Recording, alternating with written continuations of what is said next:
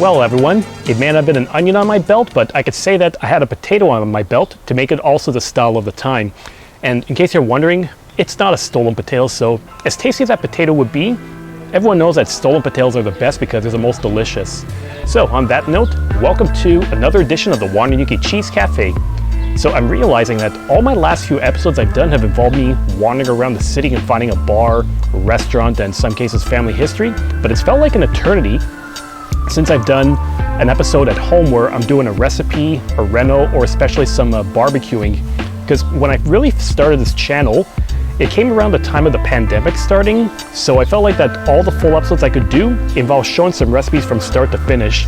And given that it's a really, oof, almost hacked up a hairball for a second.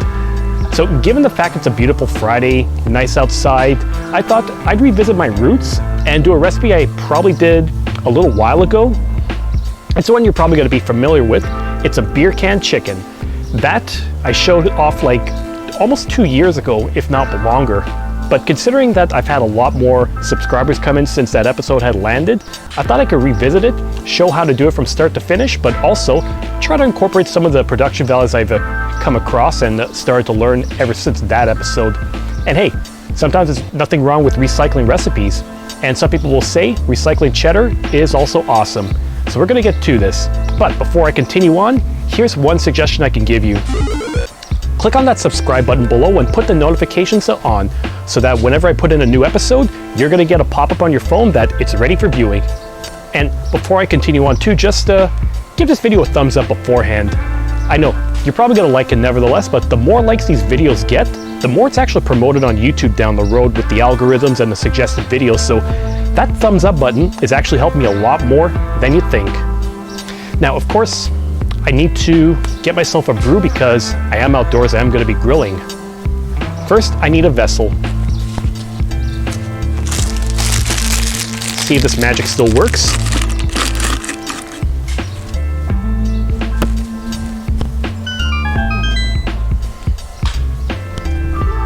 All right, so I have myself a little pint glass that came around. I guess in some cases, my yard is still like a dungeon from a Legend of Zelda series. I ain't gonna be changing that. Now, my beer's gotta be somewhere around here, so... well, I guess I should look for my usual source for that. We'll be right back.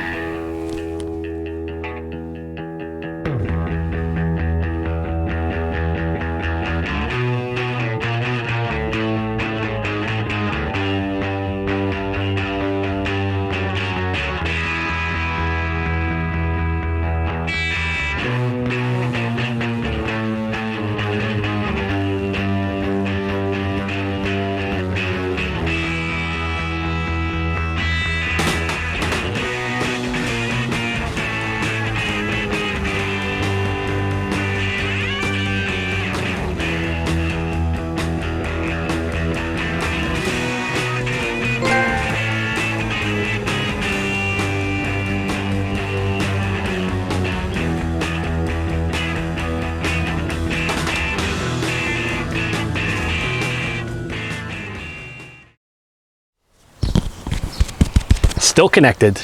Yeah, I don't know what it is about my yard. I've got Legend of Zelda style puzzles around my deck. I've got beer growing in my trees. If only I could get money growing from a tree, then I'd be rich as fuck. And then, you know, I could do whatever I want with all my money in the world. Anyways, I'm starting off with a classic one, my usual New England IPA. It's a little bit stronger than one that I had over at the St. Ambroise Terrace in the last episode. And just in case you missed it too, I'm going to put a link in the top right corner for you to watch that. It was a fun little walk through St. Henri over to an amazing terrace, and actually a little bit of time to have some people watch what my process is like. Like, I'm sure when they were looking at some segments, especially the Sledge Brothers segment, they probably were thinking, what's this guy on? It's all good entertainment.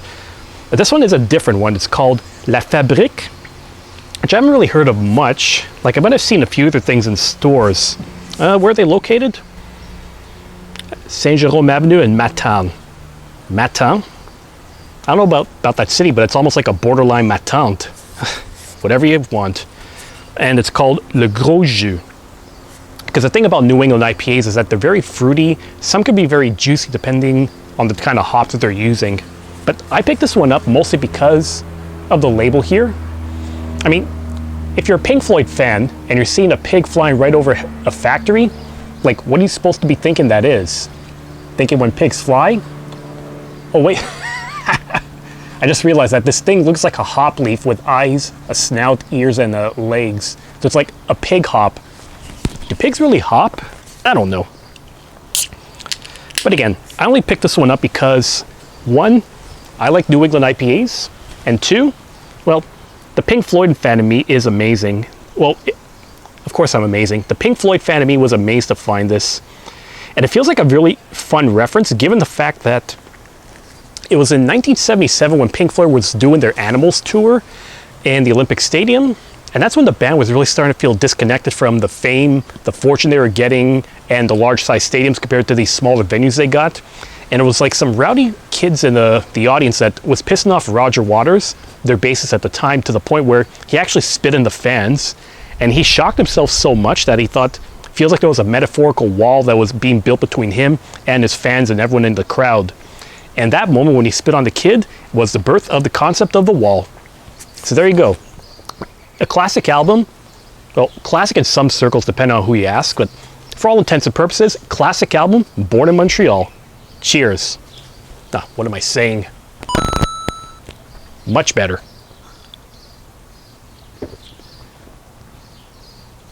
Yep, it's a juicy one. Juicy floating pig nectar. You gotta love it.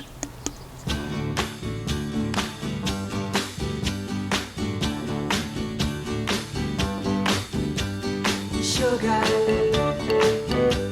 oh honey, honey, you are my candy girl, and you got me wanting you, honey, oh sugar, sugar.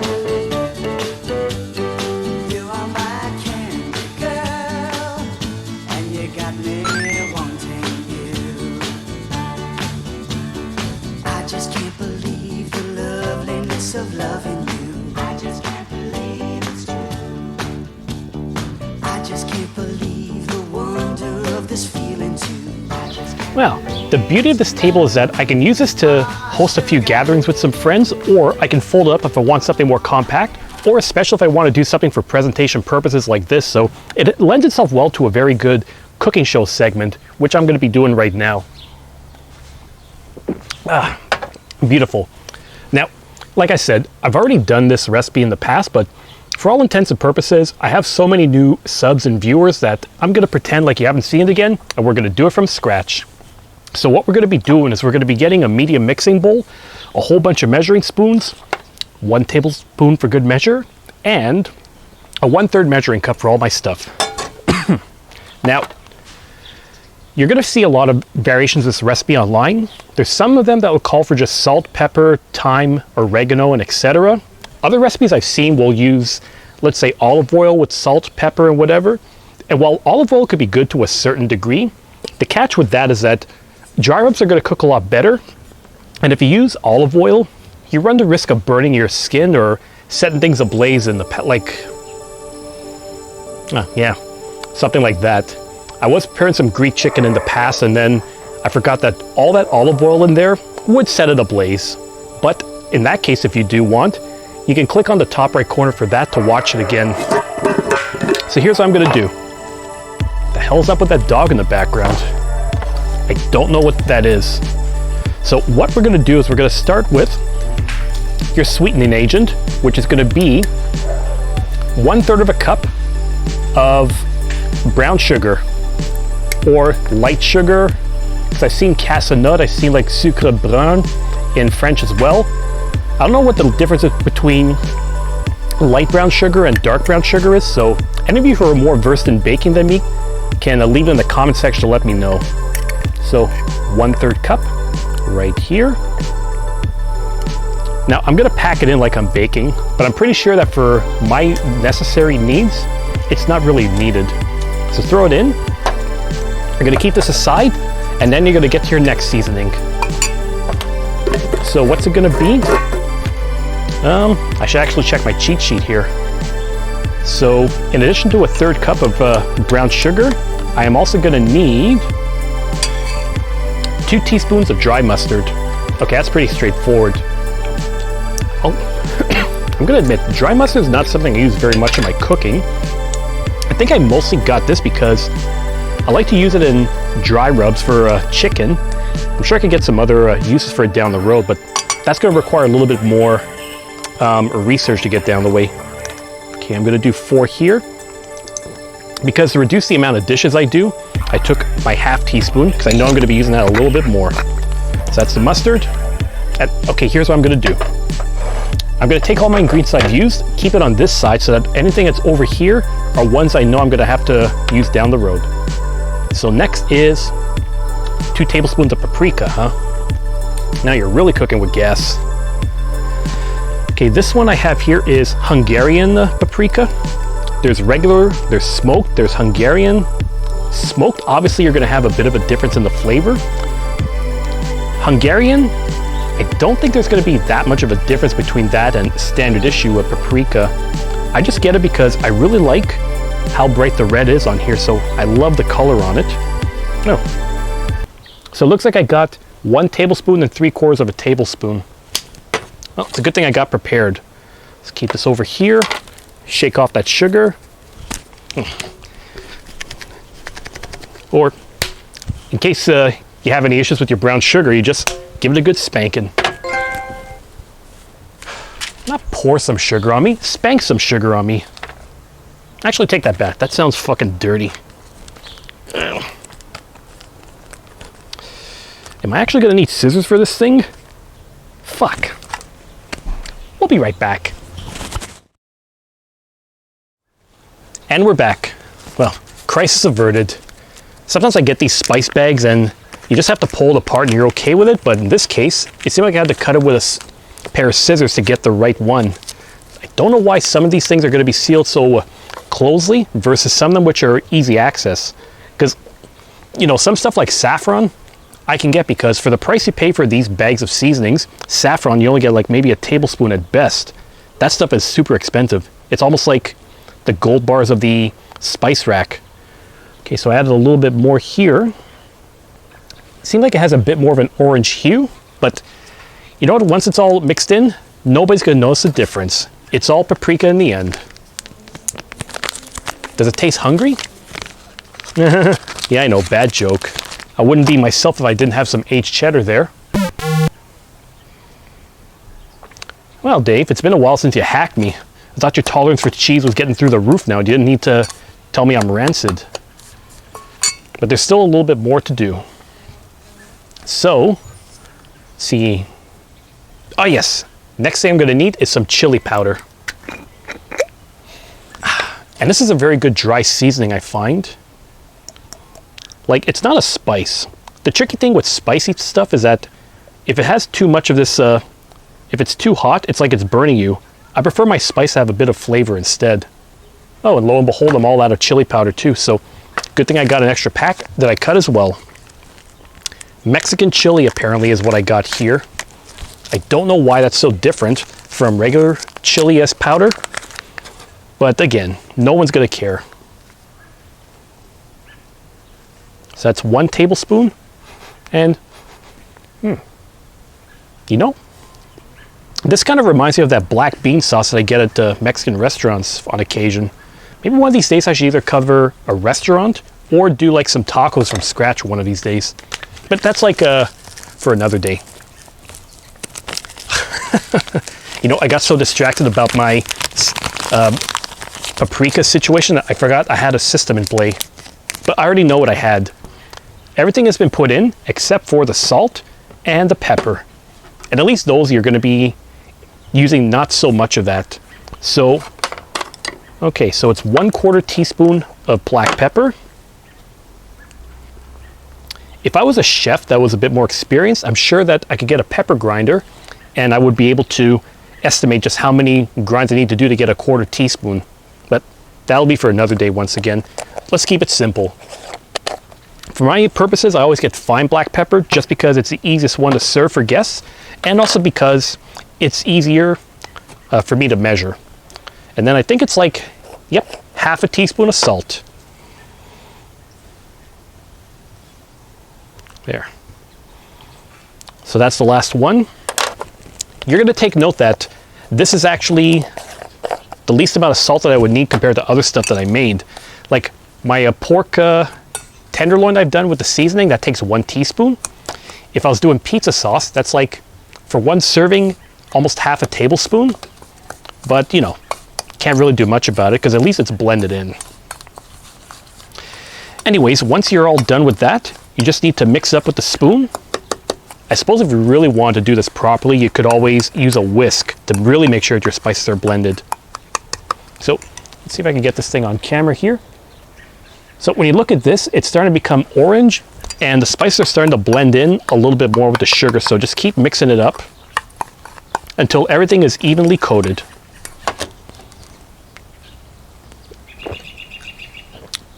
Ah, precious hoppy pig.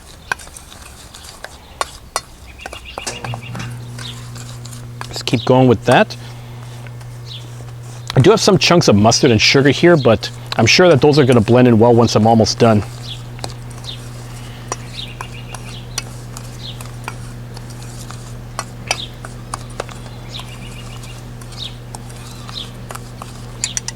There, so once you're done with your mixing, it should look like this.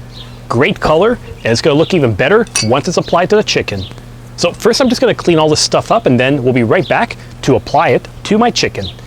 And there's a few other steps involved with that too, but we'll get to that in a second.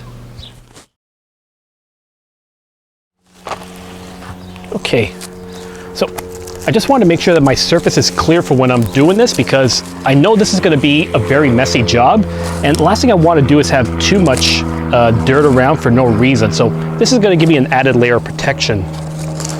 Just some extra plastic wrap. And yes, anyone who's eco-friendly, come on, sometimes I need this kind of stuff to be able to do my job properly. So here I got that done.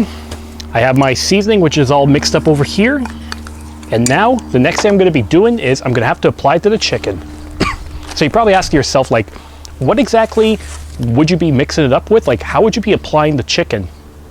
Well, if you didn't watch that last episode from 2 years ago, let me give you a recap.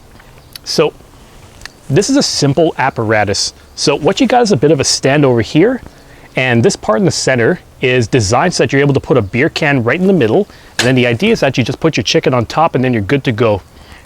This one's pretty basic. Like, you can go to a dollar store and get it for like a couple of bucks, but there's some really fancy ones you can find on the market, like ones that are probably like a good 10, 20, 30, even 40 bucks. They have a deep dish in there where you could cook your chicken, but then you could add vegetables, potatoes. Like, I've seen all sorts of fancy stuff that is beyond my capabilities.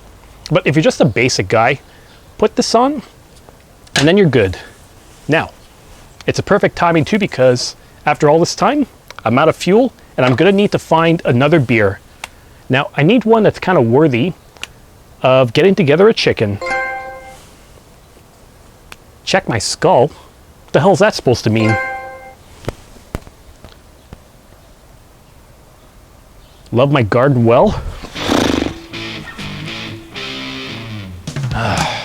Okay, well, I guess someone wants me to play Spinal Tap, so once again, here's a song about working on a sex farm.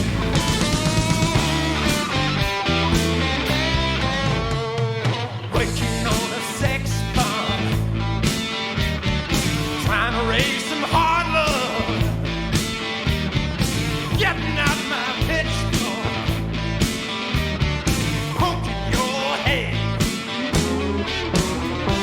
scratching in your head house, sniffing at your feedback,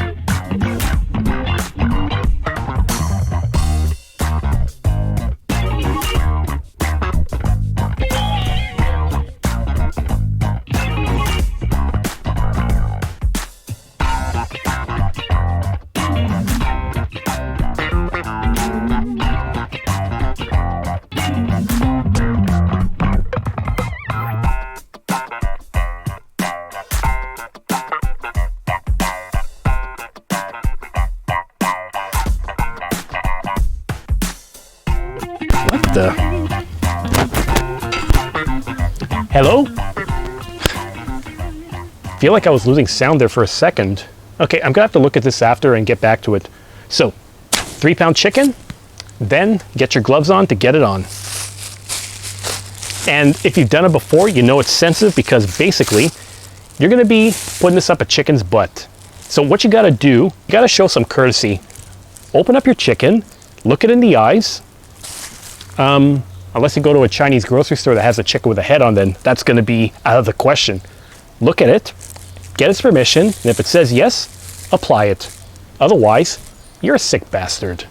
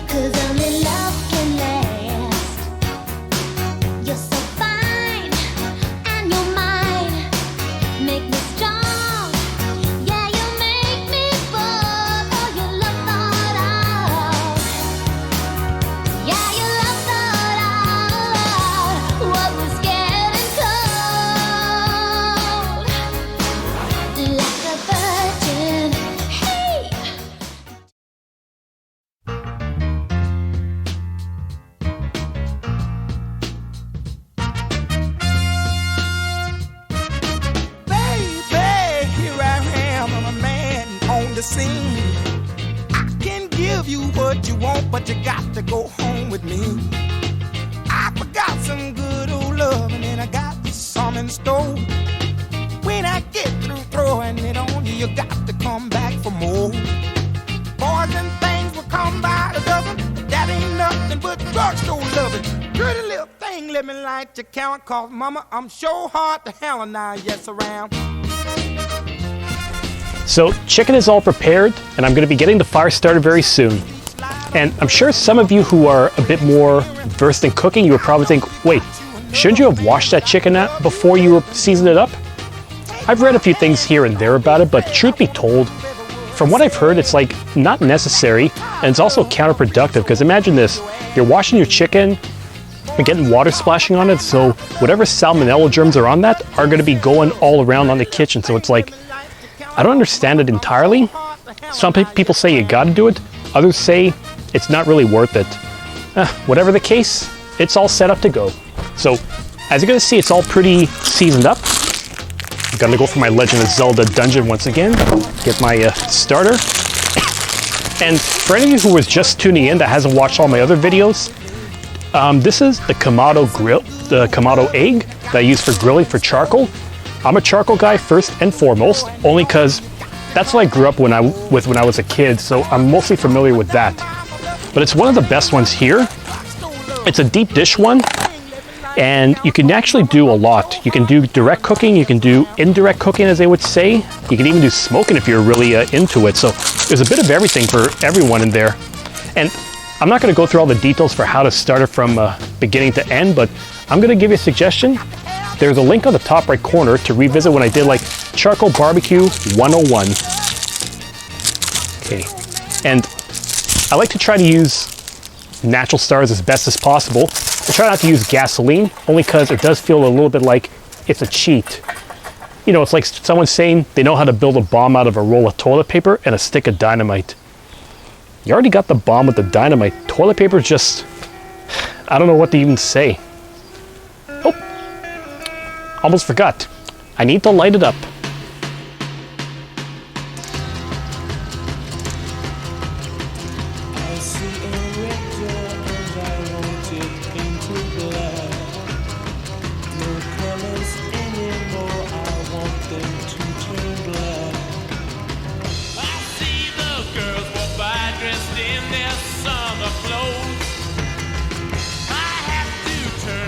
Well, that was burning a lot more than I expected it to, but I think I'm getting to the point where this is going to be going out a little bit more, so it's time for me to close this up, start preheating my grill. Like I said, I'm not going to go through all the steps once again, but open up the top vent, and I'm going to take a look at my thermometer to make sure it gets up to 350 degrees, probably 400. Although it seems like the calibration's off a little bit here. Come to think of it though, I have a little bit of wear and tear around some perimeters, like it's starting to chip away. So I'm thinking I got 1, maybe 2 seasons left for this one at best before I have to replace it. I don't know if I should have cleaned this or if there's something else that's coming up, but you know what? I had a good run with it and I'm sure I could find it down the road. And then once it's all preheated, that's when I'm gonna have to evenly distribute the charcoal. Because the trick with the beer can chicken is that you don't wanna have direct heat, which is like the heat coming directly from the bottom up to the top. You want what's called indirect heat. So the idea with that is that, well, let's say if you work with a propane grill, you would probably have, if you have 2 halves, you'd only heat up 1 half of it right here, put your chicken over here so that 1 half is gonna cook, and then after a while you rotate it so that the other half of the chicken is gonna cook. That's how it works here, but there is another way to do it with the charcoal. It's a tricky one, but it's definitely able to be done. And I'm seeing that my beer is almost done too, but that's for obvious reasons because I only had a partial ration instead of my full ration with that. I had to sacrifice some beer for cooking purposes. And I'm doing one that's from the Pixel Brewer that I've showcased a bit of times on the channel. And it's one that's gonna be a lighter one to bring me back down to earth, only 4%. It's the Springfield Session IPA. With lactose, apparently. Yeah, you think lactose, you probably think milk. But my understanding with a lot of brewers is that they're gonna add lactose to these beers to give it a bit of a creamy texture, almost like it's smooth and thick, but you know, it could vary from time to time. I think that's how you can make a milkshake IPA here. Can I get some appropriate music while I'm trying this one out? Yeah, that one will do.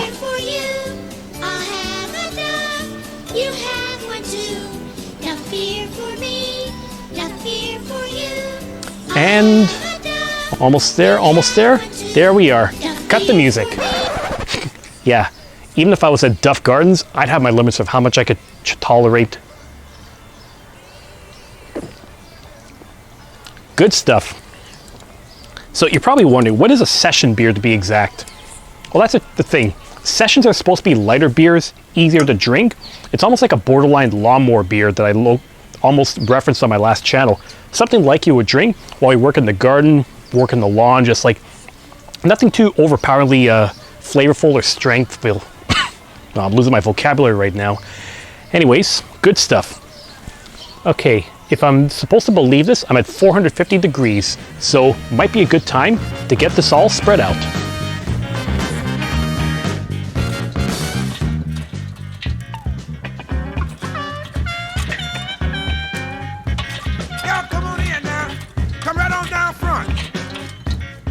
Something I want to show you. Now y'all heard of the popcorn, y'all heard of the dog, and you heard about all of them other dances. But now there's a brand new dance that's going around. I want to show you. So the bird has been applied to the grill. I managed to spread out all the charcoal around to give it some indirect heat as opposed to direct heat, which, like I said before, will be rising directly underneath the piece of meat. So it's going to be rising from the side and cooking it as well as it can. I'm gonna need to give this thing about a good hour or so until it's well prepared. Might be an hour 15 depending on how things go, if the temperature is consistent. So that's the trick to that. Beer can chicken is pretty straightforward to do. You just gotta know what you're doing, give it a good spice rub, and just make sure that the heat is well distributed. And once again, I didn't do it with oil because, like I said, I know that from my experience, the oil might char it up a little too much, and then if it's really soaked in it, it's going to borderline burn the thing. And the last thing you really want to do is really burn that and then have it really crispy and then undercooked on the inside. You could get away with that with a steak where it's really charred and burnt on the outside, but then medium rare at best on the inside. Chicken, you don't want to take that chance because then you're playing with fire. Yeah, I know, it's a Rolling Stones song. Really good one. I feel like it's one of those songs that if I was using it, it would be in a Wes Anderson film. I just need to know how to do his shots. And you've got your pretty clothes, and the chauffeur drives your car. You let everybody know, but don't play with me. Now, we're approaching the 20-minute mark here, so the chicken is looking really well, as you can plainly see. Looks like it's charring pretty nicely. I tried to rotate it a bit so that the heat is evenly distributed, so this is the perfect time for me to add my other thing, baked potato. Almost forgot that having a baked potato or like a pre-cooked potato in your pants, it's a hot thing. It's like having a hot ass. Oh, come on. I didn't mean that way. I'm just saying my ass is hot, not like my ass is on fire like I'm in a Mr. Bungle song. And in case you want to know what my recipe is for this baked potato, it's a trick I was taught years ago. So you poke a few holes in the potato, pre-cook it in your microwave first, and then add a little bit of olive oil to it, and then wrap it in aluminum foil. What I like to do is I like to slice it in half and add some garlic into that so you get a bit of extra flavor. I put 2 cloves of garlic just for the sole reason that I'm Ukrainian and my garlic tolerance is through the roof. I wasn't sure exactly why you needed to poke holes at the time, but I looked it up and I realized, oh, if you don't poke holes, what you end up with is an exploding potato in your microwave. And I'd rather not have that because I don't want to risk it. I had experience with exploding marshmallows in the past. And if you want to know if I have a flashback for that, sorry, can't help you there. This happened when I was trying to make s'mores at my mom's house. I think I was in my early 20s when that happened, so there's no photographic or videographic evidence of that. This is like before the days of YouTube, video editing, and you know, everyone trying to be a DIYer for that. Yeah, something I keep thinking about too. The days before YouTube, it's like trying to explain to someone who's growing up nowadays that there used to be a time you lived without a cell phone or the internet or TikTok. It's like, feels like a foreign concept to them. It's a generational thing. I'm sure our parents and our grandparents were always moaning about how things weren't how they used to be.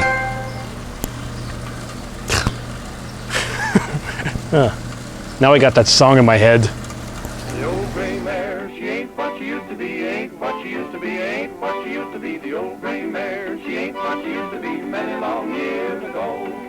Many long years ago. Many long years ago. Well, the old gray mare, she ain't what she used to be, ain't what she used to be, ain't what she used to be. The old gray mare. So, we're kind of approaching the 1 hour mark on this grilling, so let's take a look at this.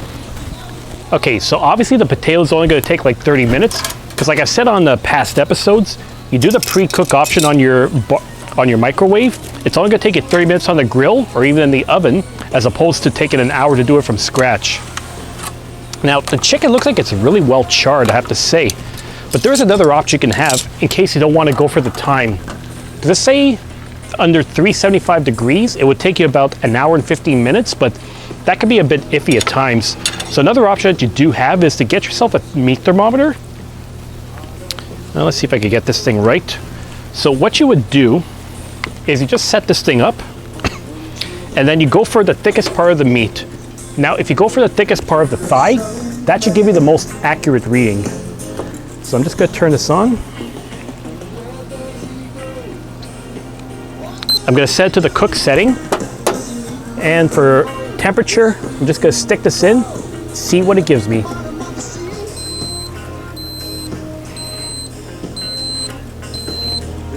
So, yeah, this is my first time doing this on camera. So apparently the best temperature to get this to is, okay, 165. I'm at 185, so that means this thing is ready. So I'm gonna turn this off, get this thing to the side, And I'm also going to be doing a little bit more vegetables. Eggplant.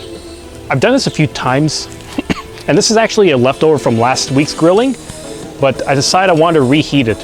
It's very simple. You just cut it into very thick slices, dab a little bit of avocado oil, and then char it on each side, and it's tasty. Eggplant is one of those vegetables that's not for everybody because it's a very, I guess, rubbery texture, so you kind of got to get used to it. The best way you can introduce yourself to that would be get yourself very thin slices and marinate it. That way, it's cooked properly. Thicker slices, only graduate that when you're ready. It's perfect. Now we got to get this chicken off.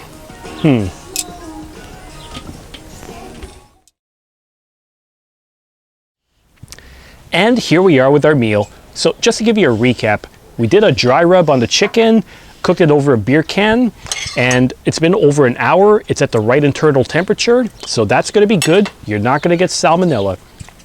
Also got myself some re-grilled eggplant here, and there's a baked potato ready to be opened up. And there's a reason I was told to do olive oil but instead, like when you're pre-cooking it, because, burning my fingers. The reason is that when you cook it with olive oil beforehand, then you don't really need to go heavy on the butter or any other stuff. You just need to salt it for a little bit of extra flavor. And I say a little bit of extra flavor because with the garlic that I put in here, like we're talking 2 cloves worth, that's already more than enough flavor, but the salt just gives you a little bit of good measure. An eggplant, it's really just to salt it up. I've already showcased it a number of times on the channel, so you can look up those videos. So, obviously I'm going to want to do a taste test to see what this chicken is like. And there goes my foil. Very nice.